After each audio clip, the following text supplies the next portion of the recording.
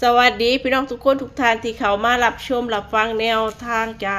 มาพบกับแนวทางหุ้นนิกกี้รอบสลบบ่ายจากแนวทางวันอังคารวันที่23เดือน12จาก2568จ้าสรุปแนวทางของวันจันทร์กันก่อนวันที่22สำหรับนิกเกแนวทางรอบเช้ากับรอบบ่ายได้6ชนเนาะเช้ากับบ่ายได้เด่น6ชนแนวทางรอบเช้าเด่น6กับ5จ้าผลของรอบเช้าบน076ลาง55ลางมาเบิ้ล55เนาะของเฮาได้ชน66มา55สำหรับแนวทางของเฮาจะรอบเช้านี่ลางมาเบิ้ล55สำหรับเด่นหายดูหาของเฮามา2เด้งจ้ะบน076จับคู่เข่า67ตัวเน้นจ้ะเด่น6มาดูโทของเฮามารอบบ่ายเด่น7กับ6ผลรอบบ่าย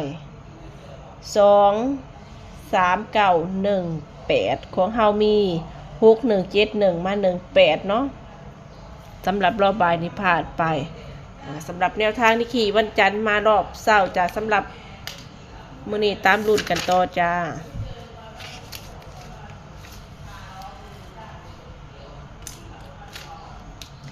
สำหรับนี่คือมือนี่รอบเศร้าไฮเด่นเอาแล้วเด้อบ้านนี้เศร้ากับบ่ายได้เลขชนจับพี่น้องเปรียบเทียบพิจารณากันเบิ่งเด้อจ้าแนวทางกะค่อนข้างยากคือเก่าไปทางเลขเบิ้ลอีกเด้อนี่เศร้ากับบ่ายนี่คืออันนี้คือลงหายตามสูตรอธิบายตามสูตรเด้อจ้าแนวทางสีมาหายตามสูตรตามที่อธิบายหรือบ่อันนี้ก็อีกเรื่องหนึ่งเนาะก่อนสินำไปเป็นแนวทางจะเปรียบเทียบวิเคราะห์กันเบิ่งจ้าเมื่อนี่กะค่อนข้างแปลกๆอยู่นี่เคอีช่วงนี้เศร้ากับบ่ายได้เลขชนจะ2กับ1วิ่งลู่จ้ามักตัวได้ชอบตัวได้วิ่งลู่ได้เนาะบางเถื่อบางครั้งถ้าเด่นมากลักษณะนี้ก็คือจับคู่บ่ได้ชนคักเด่น2รอบเศร้าจับคู่มี2 7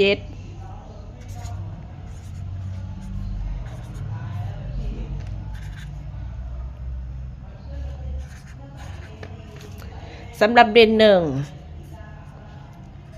7 8 5 1 3 1 6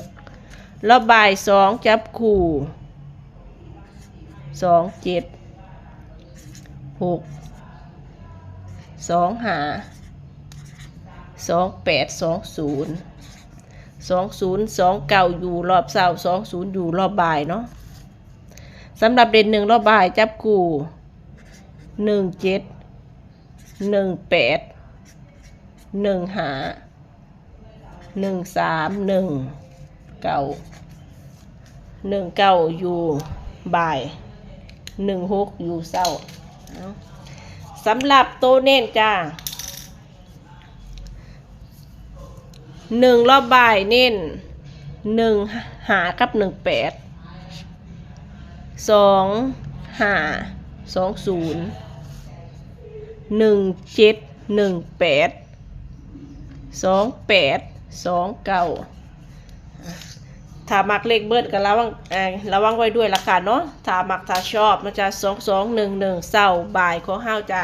2 0 1ชุนเสายันบ่ายเลยก็คอยมาปังเสายันบ่ายเลยละกันเนาะก่อนสินำไปเป็นแนวทางจะเปรียบเทียบกันเบิ่งเนาะแนวทางก็เป็นเพียงแค่สูตรการคำนวณเท่านั้นเนาะจะมีเข้าแล้วก็